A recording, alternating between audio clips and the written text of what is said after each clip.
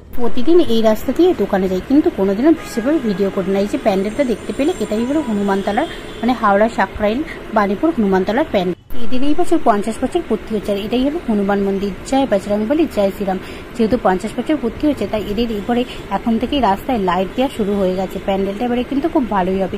তোমরা কিন্তু সবাই এসো ওই বাণীপুর হনুমানতলার প্যান্ডেলটা দেখতে।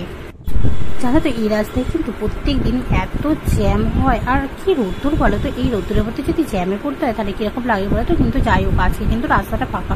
যদি একটা লরি বা বাস ঢুকতো তাহলে আর দেখতে হতো না। কি রোদ্দুর বলে, এই রোদ্দুরে মানুষ কি করে কেনাকাটা করবে।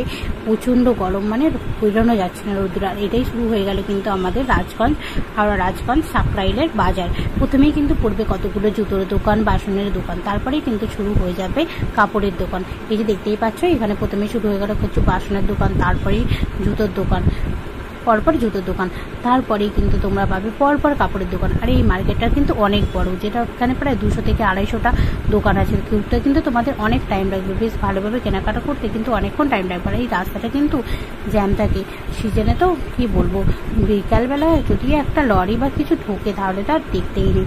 আর এখন এত রোদ্দুরের জন্য মানুষ কেনাকাটা করতে বেরোতে পারছে না। যাই হোক, দেখতে দেখতে চলেই এলো আমার শপে। এই যে এটাই হলো আমার শপ, 2 নম্বর মিলগেটের ঠিক উল্টো দিকেই।